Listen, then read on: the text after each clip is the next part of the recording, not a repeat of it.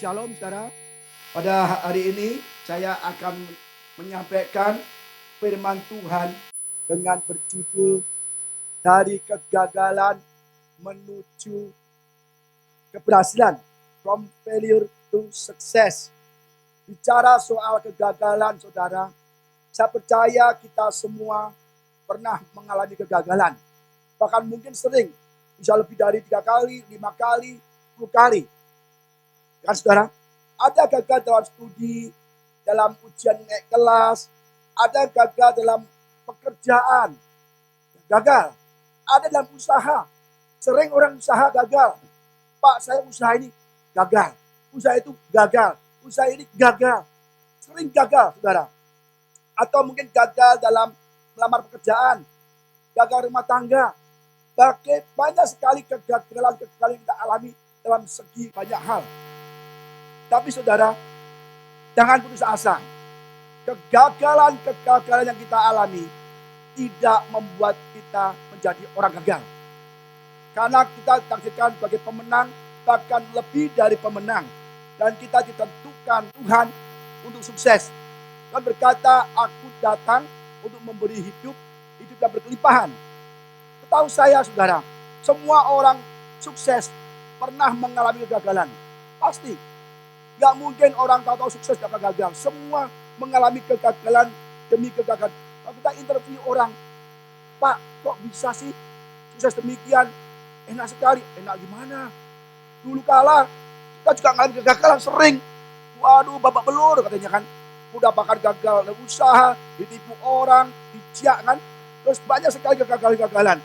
Ada satu orang yang bernama Thomas Alva Edison. Dia penemu bola lampu pijar yang sekarang kita bisa nikmati. Ya, ini semua adalah karya dari Thomas Alva Edison.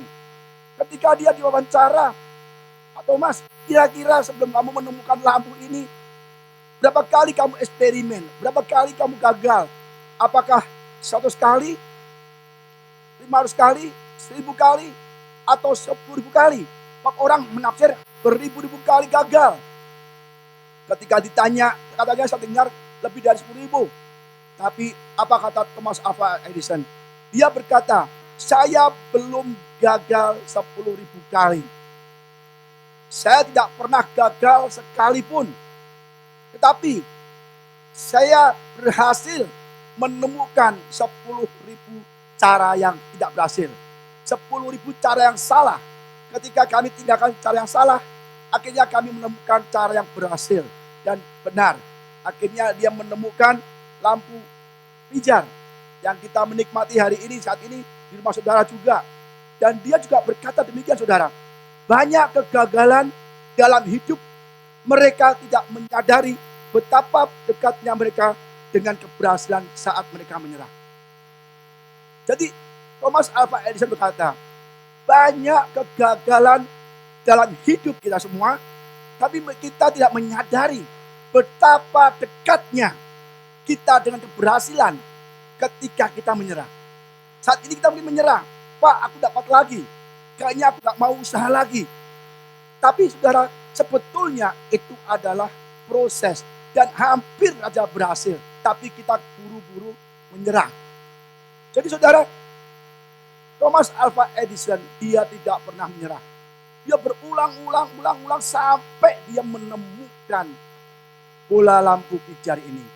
Dan akhirnya dia menemukan banyak sekali penemuan-penemuan yang luar biasa. Hari ini kita belajar ya tentang kegagalan yang menuju keberhasilan. Merubah kegagalan menjadi berhasil. Kita belajar dari tokoh Alkitab yang terkenal dan juga adalah murid Yesus, yaitu namanya Simon Petrus.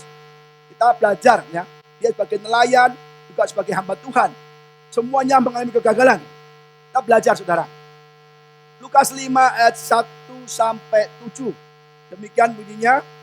Pada suatu kali Yesus berdiri di pantai danau Genesaret. Sedang orang banyak mengerumuni dia hendak mendengar firman Allah. Ia melihat 2 perahu di tepi pantai. Nelayan-nelayannya telah turun dan sedang membasuh jalannya. Jadi Simon adalah nelayan, penjala ikan. Dari kecil dia lahir di kampung nelayan. Bapaknya nelayan. Selama masa mudanya dia hidupnya di danau, mencari ikan. Ya, setiap hari, dari malam, ya pulangnya pagi. Gak ada orang nelayan cari ikan tuh siang hari, gak ada. Itu namanya nelayan kesiangan. Ikan selalu malam. Dan dia benar-benar hari itu gagal, tidak ada pemasukan, gak ada tangkapan. Gak mudah saudara, mungkin dia dulu tiap hari dia dapat ikan 2 ember, 3 ember, 5 ember. Gak mudah jala ikan. Saya sering diajak mancing. Sering, dosen saya ngajak mancing saudara. Sering ngajak mancing. Di Pulau Seribu, di Laut di Serang, ya kan. Dan dia mancing dari jam 7 malam udah berangkat. Jam 9 udah di laut, ya kan. Di laut, pulangnya jam 5 sore. Sehari penuh. 20 jam kira-kira saudara. Berapa dapatnya? Enggak banyak. Yang mancing dapat 5 orang lebih. Sewa kapal mahal-mahal, ya kan? Jutaan kan. Bisa 6 juta kali jalan. Itu ikannya saudara, dapatnya dikit banget. Malah terakhir dapatnya enggak seberapa saudara. Jadi mancing itu enggak gampang. Tapi Simon Petrus, dia emang hidupnya nelayan. Ya mungkin dia untuk hidup sehari-hari, ya mungkin dapat 5 ember cukup lah. Tapi Yesus melihat 2 perahu sedang membasuh jalannya. Itu artinya apa saudara? Bahwa Simon Petrus tidak berhasil menangkap ikan. Maka yang kotor hanya jalannya. Kapalnya masih bersih, gak ada ikan. Kalau orang banyak ikan tuh, kita pada di perahu, kalau sudah mendarat, dia pasti dibersihkan semua. Dia gak mau amis. Tetapi dikatakan bahwa nelayan 2 perahu itu turun sedang membasuh jalannya. Artinya perahunya bersih, gak ada sama sekali ikan. Dan hari itu Simon benar-benar gagal. Total, orang bilang gatot. Ya. Gagal, total. Tidak ada ikan sama sekali, dia sedih. Sampai bersihin jaring ya. Dia gak ada apa-apa saudara. Tetapi Yesus, ia naik ke dalam salah satu perahu, yaitu perahu Simon. Dan menyuruh dia supaya menolakkan perahunya sedikit jauh dari pantai. Lalu ia duduk dan mengajar orang banyak dari atas perahu. Yesus masuk ke dalam perahu Simon, perahu yang kosong, untuk mengajar. Saudara, memang ini membuktikan bahwa Simon Petrus adalah pengalaman sekali dalam melaut. Sangat pengalaman sekali dalam mencari ikan, menjala ikan. Bahkan dari kecil sampai dewasa, dia selalu menjala ikan. Tetapi bisa gagal juga. Ini artinya apapun pekerjaan kita, apapun usaha kita, kita pasti suatu waktu akan mengalami kegagalan. Tuhan izinkan. Tetapi Yesus masuk ke dalam perahu Simon, ya, dan mengizinkan Yesus memakai perahu Simon untuk mengajar, untuk berkhotbah. Saudara, ketika Simon ada masalah dalam perahu kosong, Simon mengizinkan, mengundang Yesus masuk ke dalam perahunya. Jadi saudara, kita kalau ada kegagalan, ada masalah, kita undang Yesus masuk dalam kegagalan kita. Kita seringkali berdoa, Tuhan, tolong saya, sembuhkan saya, berkati toko saya, berkati usaha saya, berkati semua, banyak berkat semua. Enggak salah. Tetapi itu benar. Tetapi lebih baik juga Tuhan, masuklah ke dalam masalah saya. Banyak orang, Tuhan, hindarkan saya dari masalah, hindarkan dari kegagalan. Tetapi saudara, kita juga doa, Tuhan, masuklah dalam kegagalan itu. Kita jarang, Tuhan, masuklah ke dalam ruangan rumah sakit ini di mana yang aku kasih sakit. Tuhan, masuklah dalam toko saya, kami perlu customer. Tuhan, masuklah dalam usaha saya perlu klien. Tuhan, masuklah dalam rumah tangga saya perlu ketenangan, ketentraman. Tuhan, masuklah ke rumah pernikahan saya, di mana saat ini ada kuntilanak yang sedang menyerang suami saya. Bahaya, saudara. Jadi kita jangan dihindarkan, gak apa-apa, itu bagus boleh. Tapi Tuhan, masuklah dalam hatiku.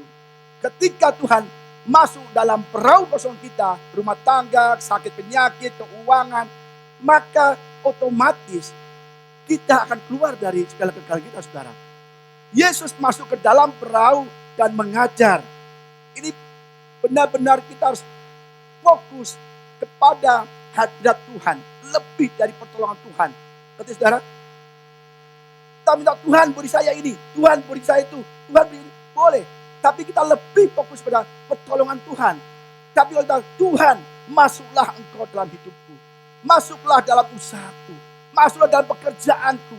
Masuk dalam rumah tanggaku. Maka Tuhan akan tolong. Dan akan mengajar kita. Dan Tuhan mengajar. Kalau sudah masuk, Tuhan mengajar saudara. Ya. Kita habis itu saudara, Tuhan mengajar di perahu. Next. Setelah selesai berbicara, ia berkata kepada Simon, ya, bertolaklah ke tempat yang dalam, tebarkanlah jalamu untuk menangkap ikan. Ini dasar sekali. Ketika Simon mendengar Yesus berkhotbah, mendengar Yesus mengajar, tidak langsung pulang. Ayo Simon, udah mengajar engkau, udah berkhotbah di perahumu, yuk kita pulang. Tidak. Yesus memberikan makanan rohani, itu firman-Nya. Tidak ada firman saja yang diberikan kepada Simon dan muridnya, tetapi Yesus juga memberikan makanan jasmani. Jadi begitu selesai khotbah, tidak langsung pulang, tetapi Simon Petrus diajak untuk menjala ikan, akan diberi ikan yang berlimpah-limpah. Maka saudara, kita harus cari Tuhan dulu, cari kebenarannya dulu. Maka semuanya ditambahkan.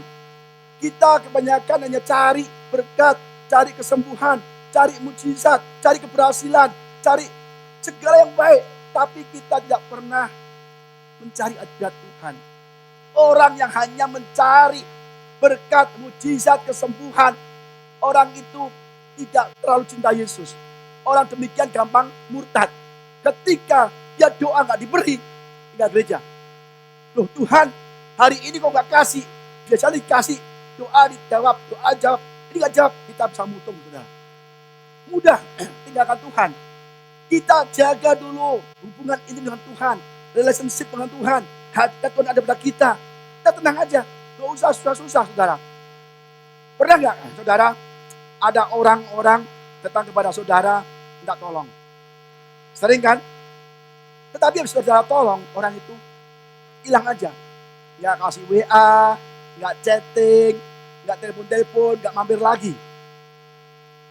Say hi pun nggak pernah. Kira-kira kalau dia datang lagi, nggak tolong lagi, sudah tolong nggak? Nggak mau. Kamu kesini maunya nggak tolong terus. Nggak pernah say hi, nggak pernah apa kabar. Hilang. Habis itu kalau tolong hilang lagi. Demikian Tuhan juga nggak mau saudara. Kita harus jaga dulu. Tapi kalau kita punya teman baik, akrab, ya kan? Tahu-tahu dia susah. Dia nggak usah ngomong pun kita harus tolong, saudara. Betul. Ini orang ini baik, teman saya, sahabat saya. Dia lagi ngomong, aku lagi susah nih. Loh, kenapa susah? Kenapa? Ditolong, saudara. Kenapa? Hubungan baik kita dengan teman kita yang membuat orang mau nolong kita. Hubungan baik kita dengan Tuhan. Ada Tuhan ada pada kita. Tuhan mau tolong. Ketika Yesus mengajar Simon di perahu, itu satu perahu, saudara. Saya mengajar, Simon, aku tahu kamu lagi nggak ada duit kan? Karena nggak ada ikan kan? Ayo, jangan pulang dulu. Nggak pulang. Tapi selesai berbicara, dia berkata, Simon, bertolaklah ke tempat yang lebih dalam. Tebarkan jalamu. Kenapa?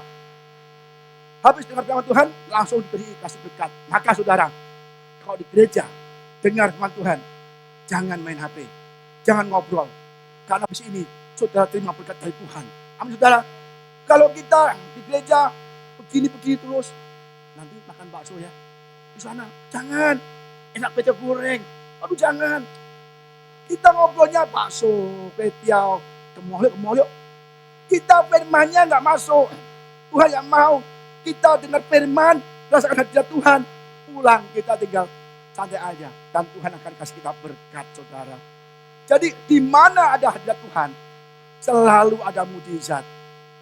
Simon perahunya kosong, tapi ada Yesus masuk dalam perahu kosongnya, ikannya berlimpah-limpah. Kalau kita ada masalah apapun, undang hadirat Tuhan. Orang lumpuh bertemu Yesus, langsung berjalan. Orang buta ketemu Yesus, melek saudara.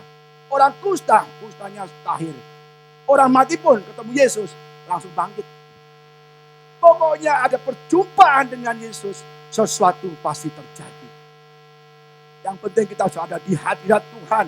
Makanya Daud berkata gini, walaupun aku berjalan dalam lembah yang kelam, aku tidak takut bahaya. Sebab apa?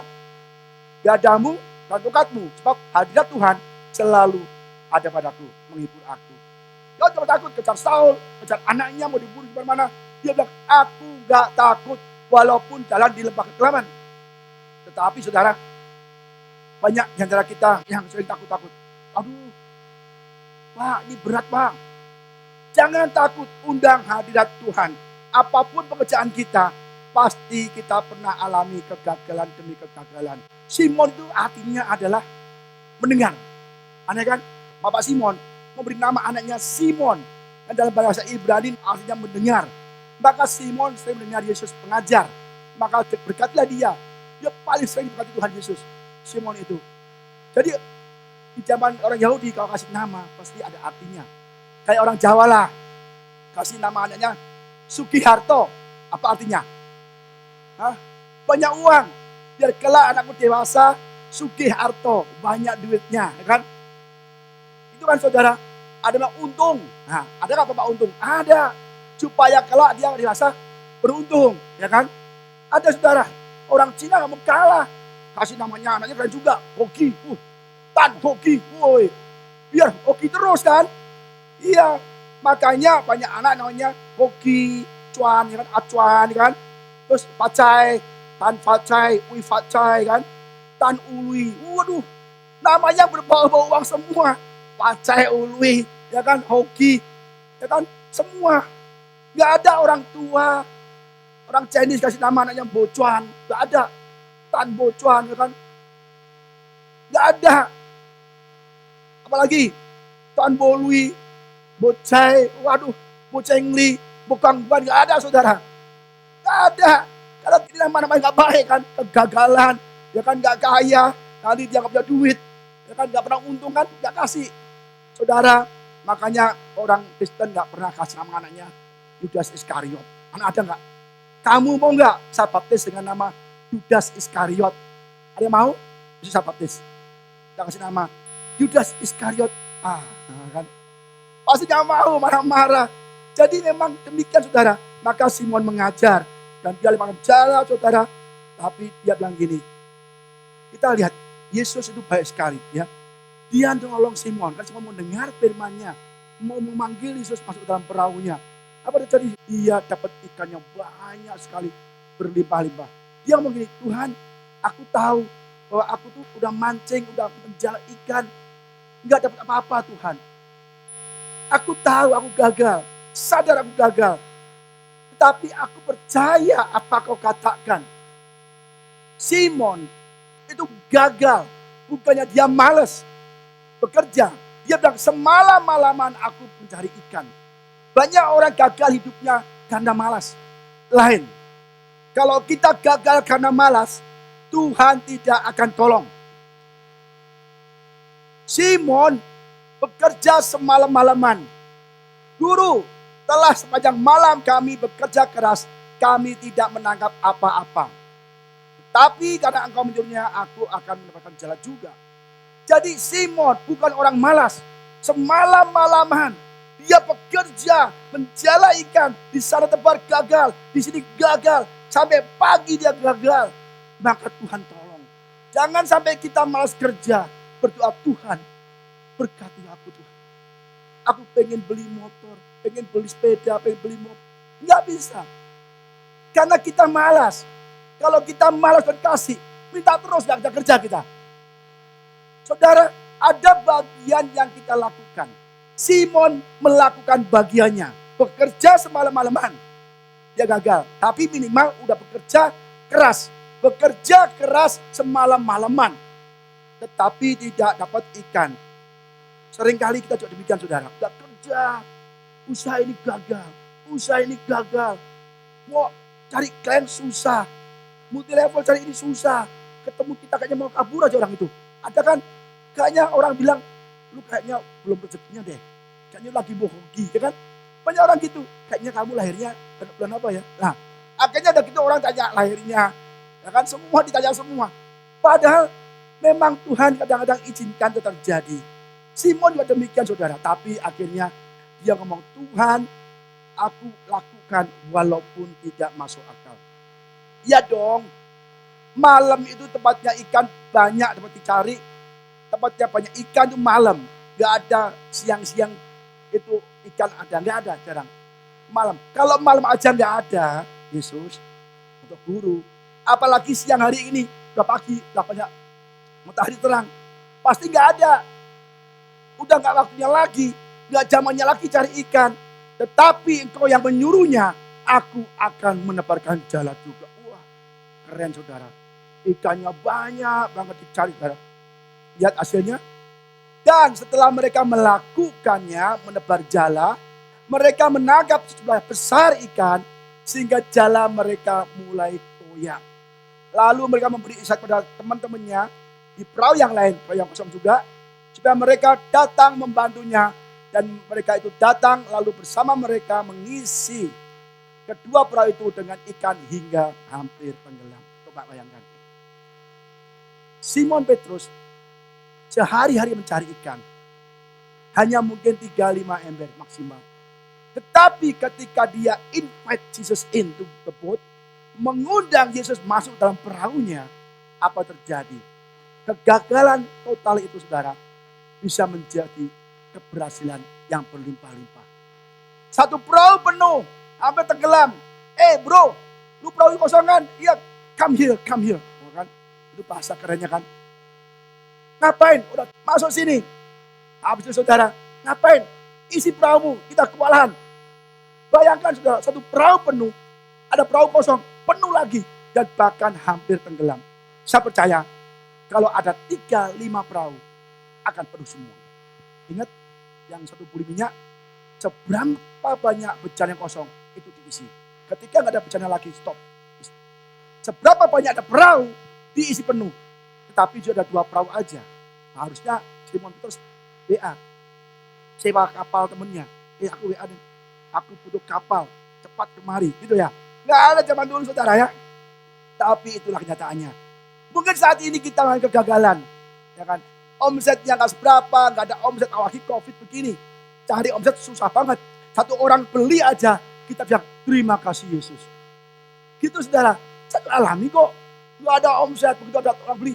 Wah haleluya. Puji Tuhan. Terpujilah engkau. Gitu saudara. Tapi kalau kita bilang terpujilah Tuhan. Tuhan beri lagi. Jangan begitu kasih uang. Tuhan kabur. Ya. Kerja kagak. Ini yang pertama. Kegagalan yang kedua. Sama, sebagai penjala ikan, sebagai pekerja, sebagai usaha, sebagai bisnismen, Simon Petrus mengalami 2 kali kegagalan. Sama, di pantai itu berkumpul Simon Petrus, ya, Thomas yang disebut Didimus, Nathanael dari Kana yang Galilea, anak-anak Zebedius dan 2 orang murid yang lain. Kata Simon Petrus pada mereka, aku pergi menangkap ikan. Kata mereka kepadanya, kami pergi juga dengan engkau. Mereka berangkat lalu naik ke perahu, tetapi malam itu juga mereka tidak menangkap apa-apa. Udah gagal lagi dia. Dia ahli ikan, ahli menangkap ikan. Tapi 2 kali gagal, dicatat di Alkitab, 2 kali gagal. Tetapi ketika Yesus lewat, ya, dia berkata, kata Yesus kepada mereka, hei anak-anak, adakah kamu mempunyai lauk, pauk? Jawabnya, tidak ada. Maka kata Yesus kepada mereka, tebarkanlah jalamu di sebelah kanan perahu. Maka kamu akan beroleh. Lalu mereka menebarkan dan mereka tidak dapat menariknya lagi karena banyaknya ikan. Wah saudara, banyaknya ikan. Artinya apa? Ini benar-benar ajaib kata Tuhan. Gak ada ikan. Semalam-malaman juga mencari ikan, gak dapat lagi. Oh, Yesus ngomong, ada lauk gak? Gak ada guru. Gak ada. Oke, kami gak nangkap apa-apa. Tebarkan belah kanan. Akhirnya tebarkan kanan, ditarik ikannya banyak sekali saudara. Perkataan Yesus, hadirat Tuhan, itu yang penting saudara. Kita kadang-kadang fokus dengan masalah kita. Tapi kita lupa menjalin hubungan dengan Tuhan. Ketika kita memuji, menyembah, berdoa, itu kita sedang mendatangkan hadirat Tuhan. Kita sedang invite Jesus into our life. Invite Jesus to our business. Invite Jesus to our problem, our failure. Kita sedang mengundang Yesus masuk dalam rumah tangga kita, masuk dalam persoalan kita, masuk dalam kegagalan kita. Ketika kita undang Yesus, tebarkanlah jalamu sebelah kanan. Ditarik banyak sekali ikannya, saudara. Kaget, banyak sekali. Maka murid yang dikasih Yesus itu berkata kepada Petrus, itu Tuhan. Ketika Petrus mendengar bahwa itu adalah Tuhan, maka ia mengenakan pakaiannya sebab ia tidak berpakaian. Lalu terjun ke dalam danau. Murid yang lain datang dengan perahu karena mereka tidak jauh dari darat, kira-kira 200 hasta saja. Dan mereka menghela jala yang penuh dengan ikan. Ini ajaib lagi. Saya garis bawahi, mereka tidak jauh dari darat. Ini pantai, itu perahu. Saya hitung di Google itu sekitar 60 meter. Kira-kira kalau laut dekat pantai, banyak ikannya enggak? Enggak ada. Teman saya ngajak saya mancing, dia kenapa siap perahu? Karena dia mau ke tengah. Sejam dari pantai ke tengah. Dia bilang, Pak, kalau di tengah itu kita lempar kail, tarik dapat ikan. Lempar dapat ikan. Karena ikan ada di tengah-tengah laut yang jauh dari darat. Nggak mungkin. Saya pernah mancing di Mentawai, saudara, di pelabuhan, pantai, saya mancing, saudara. Tahu nggak? Sehari sampai badan saya hitam, terbakar. Satu ikan ini nggak dapat, saudara. Teman saya satu seharian. Pulang, saya, sakit perih sekali. Kulitnya pada ngelupas semua. Seharian sampai hitam, ngelupas, perih. Seminggu, saudara. Satu pun dapat ikan. Kenapa? Di pinggiran laut, nggak ada ikan. Jadi ini hebat sekali. Mereka tidak jauh dari darat. Hanya 60 meter. Kok bisa ikannya banyak sekali? Sekali lagi, karena ada Yesus di sana. Ada Tuhan di sana. Kita buka usaha. Mungkin sepi, Pak, ini nggak bagus lokasinya. Undang Yesus. Yesus akan datangkan banyak customer. Pak, toko saya masuk gang, belok lagi, masuk lagi, Pak. Tenang. Tuhan sanggup datangkan customer. Mungkin banyak datang atau mungkin bisa melalui online. Yesus punya cara banyak untuk mendatangkan berkat bagi kita. Berkat menjadi Yesus tidak terhalang oleh keadaan, tidak terhalang oleh waktu dan situasi. Ini yang benar-benar ajaib. Saya perhatikan apanya yang aneh nih. Wah, tidak jauh dari darat 60 meter mana bisa. Jadi saudara, kalau Tuhan kasih mujizat, itu selalu tidak masuk akal. Bahkan buktinya, kenapa Petrus bisa lompat dari perahu, bisa lari menuju ke Yesus. Kenapa? Airnya dangkal. Airnya dangkal. Lari dia. Wah, Yesus, dia orangnya antusias. Petrus paling antusias, paling semangat. Pokoknya hajar dulu. Belakangan masalahnya kan. Jalan, wah, saudara, itu artinya dangkal sekali. Tapi ikannya banyak, saudara. Amin, saudara. Ini ikannya. Simon Petrus naik ke perahu lalu menghela jala itu ke darat penuh ikan besar. 153 ekor banyaknya. Dan sungguh pun sebenarnya itu jalanya tidak koyak. Hebat. Jala itu bisa maksimal ditarik ke darat, saudara. Tidak rusak. Karena Tuhan izinkan jala itu dipakai untuk mencari ikan lagi. Kita mungkin modal habis untuk usaha. Pak, pakai ini. Habiskan dulu. Tuhan kasih lagi. Kalau kita misalnya butuh apa? Pak, gak bisa nih. Kalau saya untuk bayar ini, yang ketiga mana? Utang kita banyak nih. Bayar yang urgent dulu. Nanti Tuhan kasih lagi yang lain. Jangan tunda-tunda yang belum masih jauh kita pikirkan. Masih jauh kapan pikirkan. Kamu hidup sekarang. Aku beli roti hari ini, besok ada roti lagi. Maka Tuhan bisa, belilah aku hari ini roti, makan yang secukupnya. Jangan pikir yang jauh-jauh, Pak, nanti saya butuh ini. Gak usah. Yang dekat dulu aja kita pikirkan. Ada hal hari ini, bayar hari ini. Yang lain-lain doa lagi. Nah, gitu sudah. Jangan kita jauh-jauh. Makanya jalannya gak koyak supaya besok kepake lagi. Ya kan? Yesus itu baik sekali. Maka saudara, itulah Simon Petrus adalah orang yang banyak mengalami kegagalan bisnis. Kita bisnis apapun mungkin gagal.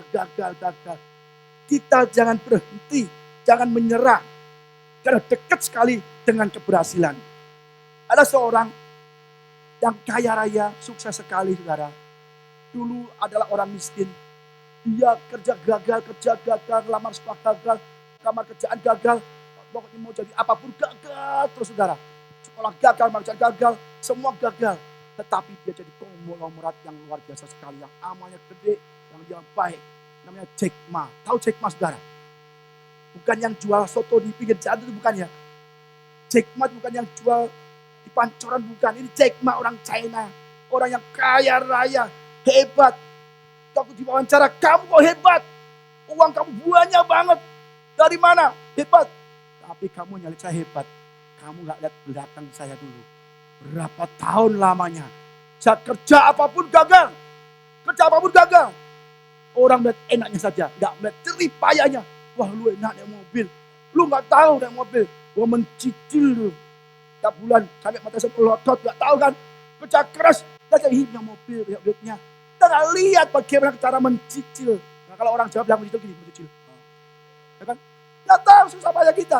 Jack Ma juga demikian. Mari lihat videonya sebentar. But a lot of fail. I failed Saya for gagal. funny Gagal. things that I Saya failed sering at gagal. key Saya primary gagal di school sekolah test SD for 2 2 kali. times.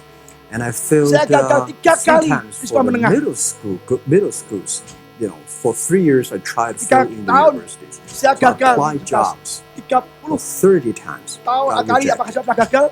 I went for a police. Saya ngelamar di No, you're kantor not good. polisi. I went Saya to gagal. even the KFC. Saya When ngelamar di KFC came to Kentucky. China, come to Chicken. say, Waktu Kentucky masuk Cina. 20, Ada 24 24 people orang went for melamar the job. kerjaan. 23 people 23 accepted. diterima. I was the only Kecuali guy. saya.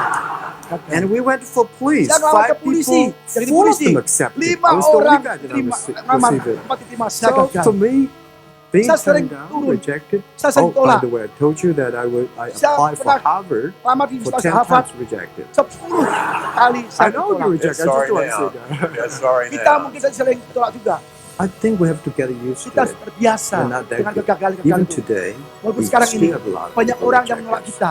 I don't think in this world there are a lot of people be rejected more than 30 Tidak ada orang times. dunia ini yang tolak lebih dari 2 If kali. we, Jangan the only berhenti. thing we never give Kita up. lebih berhenti. The only thing like we're like a Seperti Forrest Forrest Gump. Gump. We keep on Dia orang fighting. We keep on catat changing kaki, dia mau ourselves. lari, We don't lari. complain. Dia Whether nggak you were peduli successful or kakinya. not successful, Apa I terjadi? find that one Akhirnya dia bisa people, melari when they cepat. finish the job, Sampai dia if they make a meneruskan mistake, if cepat. they fail, if they always Jangan komplain complain to kalau tidak ada others, masalah.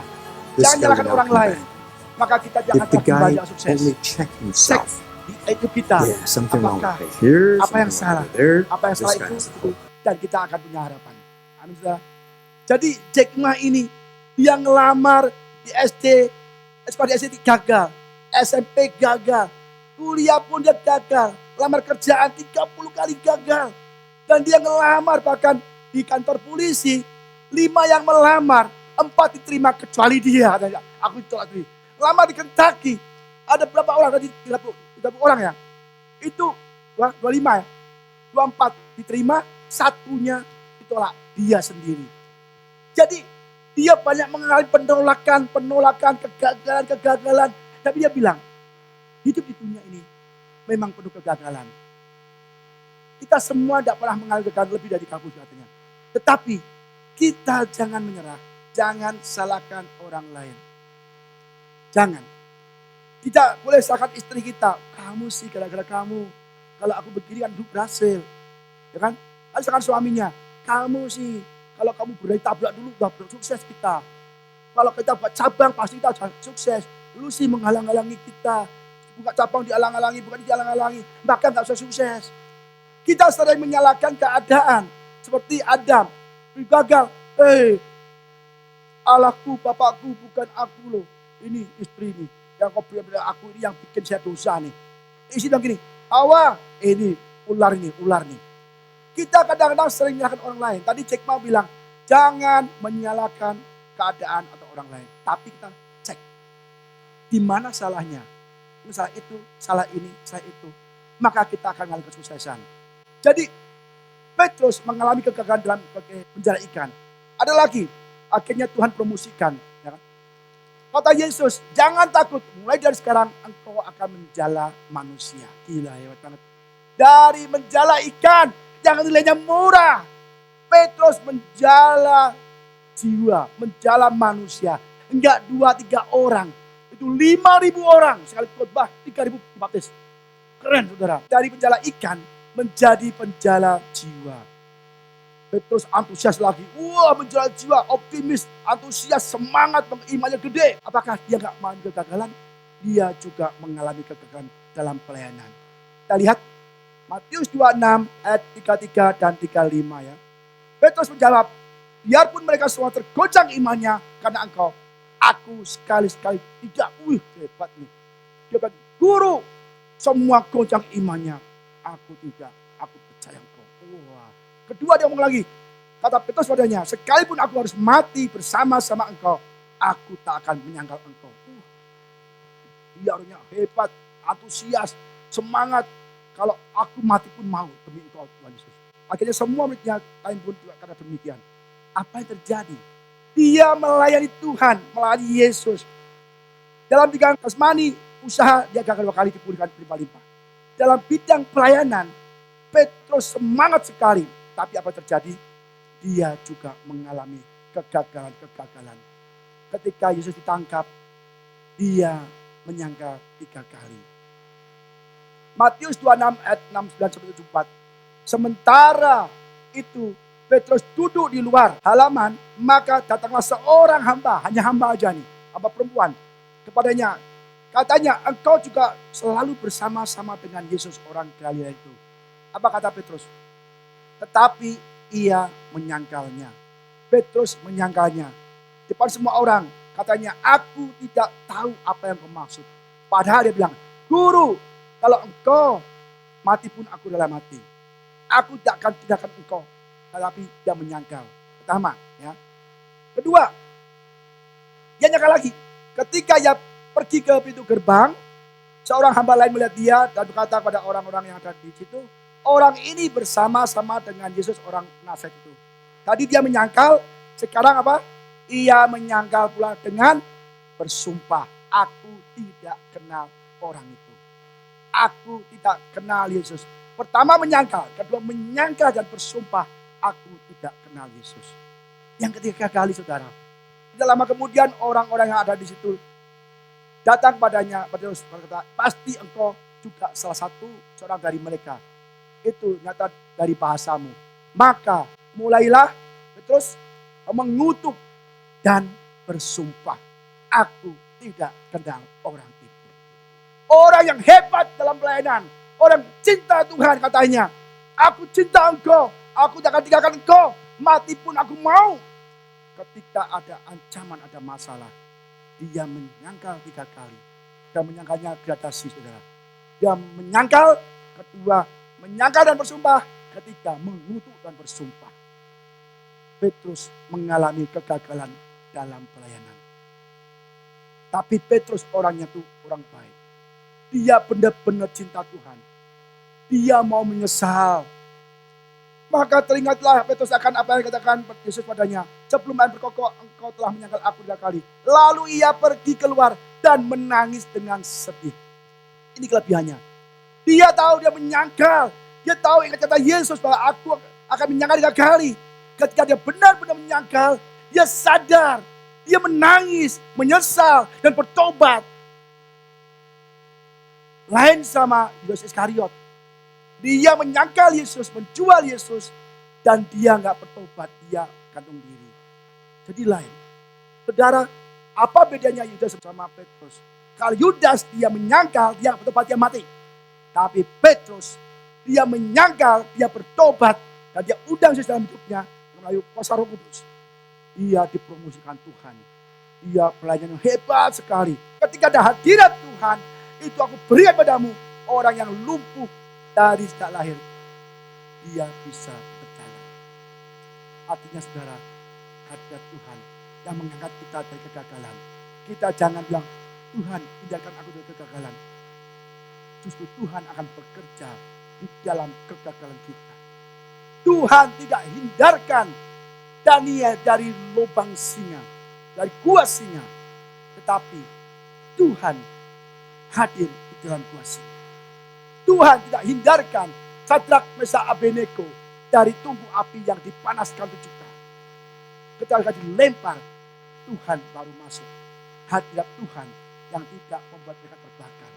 Kalau nggak ada Tuhan, kalau tunggu api, mereka terbakar. Ketika ada hadirat Tuhan, yang terbakar apa saudara? Talinya saja. Bukankah 3 orang terikat masuk ke tunggu api? Kok ada 4 orang, semua bebas tangannya. Ketika ada Tuhan, segala masalah kita itu terlepas. Dan kita mau kebakaran pun tidak ada. Yang penting adalah hadirat Tuhan. Apa yang memiliki, itu kuberikan. Apa yang dimiliki? Hadirat Tuhan. Nama Yesus dan orang itu kuat. Luar biasa sekali saudara. Dan makin lama makin bertambah. Orang tadi katakan, ya. Bahkan mereka membawa orang-orang sakit keluar ke jalan raya dan membaringkannya di atas balai-balai dan tilam, supaya apabila Petrus lewat, ya, setidak-tidaknya bayangannya mengenai salah seorang dari mereka.